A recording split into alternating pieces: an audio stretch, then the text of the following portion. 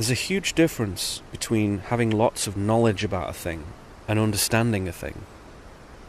We can know our faults and weaknesses, have great quantities of information about them, and yet do absolutely nothing to change them. Just keep repeating the dramas and tragedies in a cheerless time loop. True understanding comes only through embodiment. To appreciate and familiarize oneself with the essence of something, be it interior or exterior, we have to allow it into our daily being to be as much a part of our life as the breath in our lungs. And this is why I permit myself to vent spleen, just as much as I may resonate serenity and composure. They're both legitimate parts of my life. This is the only honest way.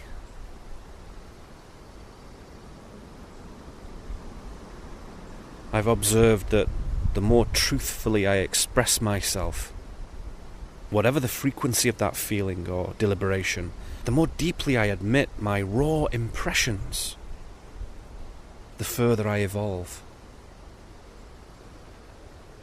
To know the four-way interplay of the reflex, the contemplation, the trigger, and the root of all experiences in life.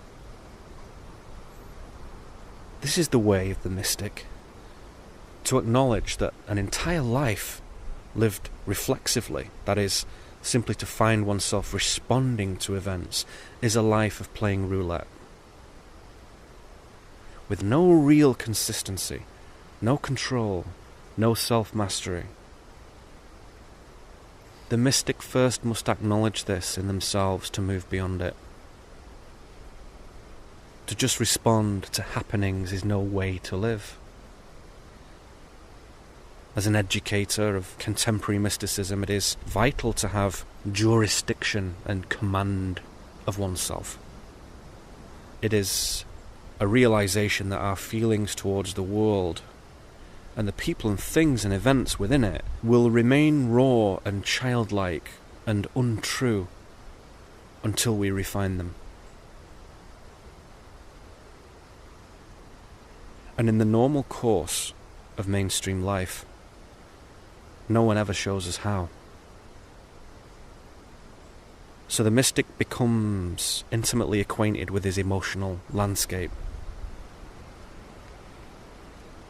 Emotional maturity is a fantastic marker for higher attainment.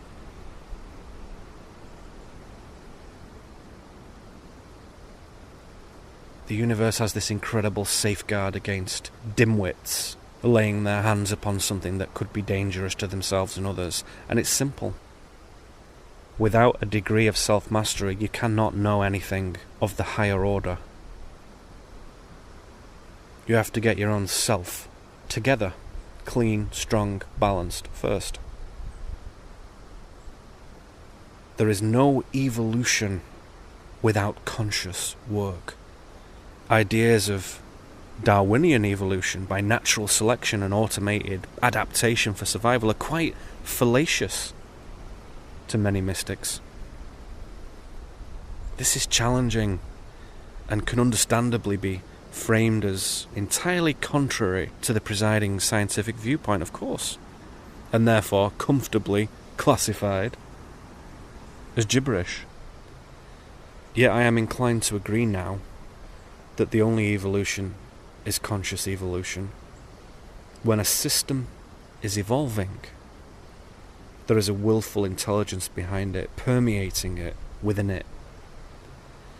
Systems where there is no conscious effort and awareness, no will, no higher wisdom, be they men, these systems, or women, or flowers, or eagles, coral reefs, such systems will dissolve into the particulate recycling bin, all of their own accord, all by their own free will. Nothing can truly vanish, but its form and narrative and trajectory can be erased. So our guessing about the way things are must be founded in being, in heart and mind. When these are in balance, which they must be, one is no better than the other, high or low, then we can establish a channel to the higher will, and the guessing recedes, and something else is taking place. We allow the logos into our thinking. For in him we live and move and have our being. The esoteric Christian scholar is wise to examine these words from Acts 17:28. One of my favourite pieces of biblical wisdom speaks of the nature of the illusory world and man's misconception of it. This is from John 2:15-17. Love not the world, neither the things that are in the world. If any man love the world, the love of the Father is not in him. For all that is in the world, the lust of the flesh, the lust of the eyes, and the pride of life, is not of the Father, but is of the world. And the world passeth away, and the lust thereof, but he that doeth the will of God abideth forever. This way of speaking, loving the world and its things, is a way of saying that by investing in the sensory, concrete phenomena of the world, we lead ourselves astray. We suppose the menu to be the food. If we do this, the homing signal, the higher divine knowingness, the encompassing wholeness of the original emanation, which is called the love of the Father, is absent. We're on our own. The lust of the flesh and of the eyes is referring to the overwhelming attachment we have for the physical and the visual, the sensation of life. We believe what we see is real, is it, all of it. And we intellectually know that this may not be the case, but we don't really know. The phenomenal world does have a kind of reality, but it's very thin. It's not it. 1 degree of 1 degree of 1 degree. It is a projection. The pride of life is the arrogant and self-centered assertion that we know what we're doing and we know what things are. We don't. Our conceit in imagining we know what is what here distances us from the Creator and the pristine nature of ultimate reality, not of the Father, but of the world. Not the original, merely a piece of theatre. So the world passes away, and the lust with it. The reality before us and our attachment to it will go away. We can guarantee that, can't we?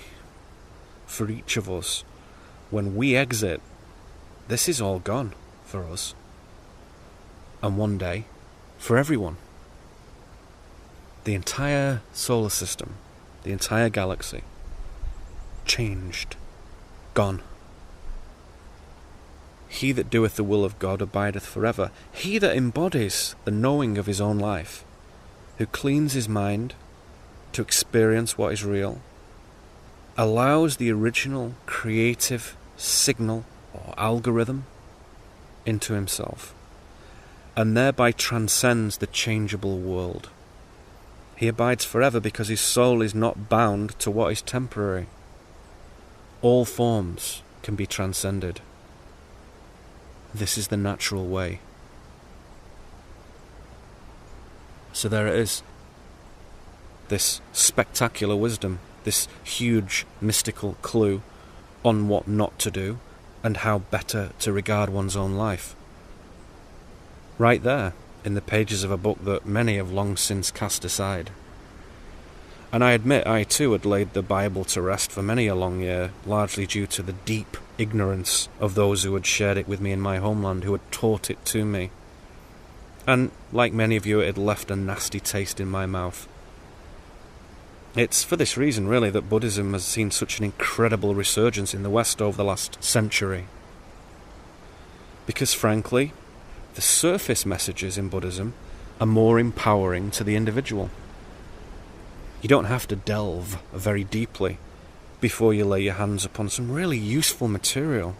Whereas the paltry exoteric interpretation of Christian spiritual philosophy has little for the eager student. All those silly ministers and pastors and priests and bishops and cardinals and vicars and pontiffs, not all of them, but most of them, for all kinds of reasons, have not been able to share the real wisdom of the last 2,000 years, encoded in their books. Throughout my mystical tutelage, my teachers have never stopped talking about Christ and God and all the associated symbolism. And I thought, why aren't we moving on from these things? I couldn't understand it.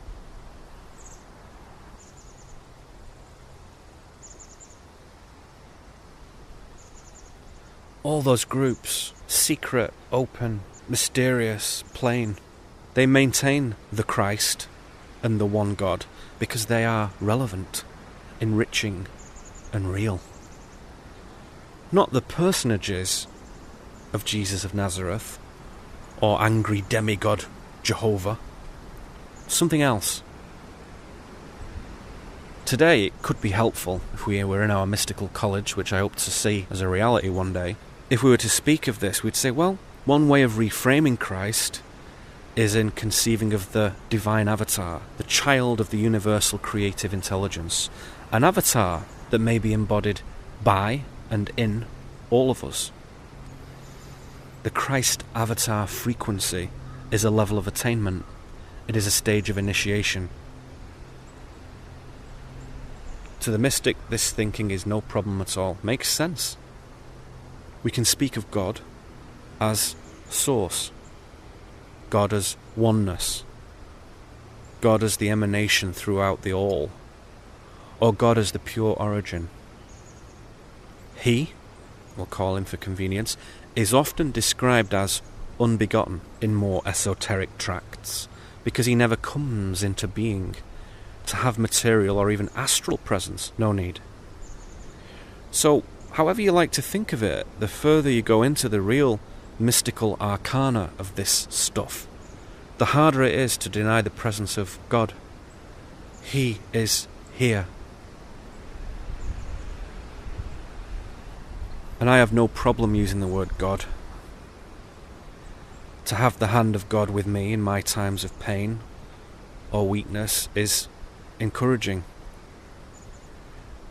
Not the idea of it, the reality of it, which can be felt if I sufficiently clarify my vessel to feel,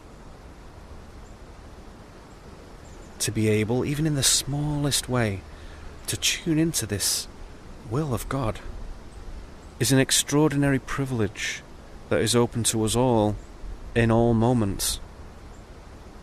Now, if you take the traditional exoteric, that is, the outer surface view of Christianity,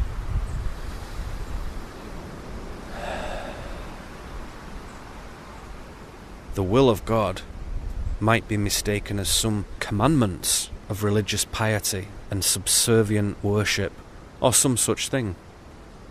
But it is nothing of the sort.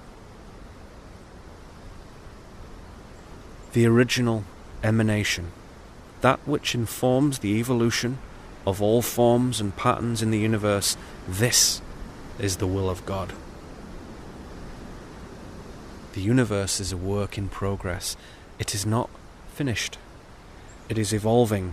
And when it notices that we are consciously evolving, it becomes our ally. It guides and protects, if we let it. It can explain anything, heal anything, manifest anything. The daily practice of the mystic is concerned with unfolding pure consent within oneself to let this happen. So if you didn't know, please consider that when you hear of the love of God and the will of God and the hand of God, these things refer to profound principles that can show us something exquisite.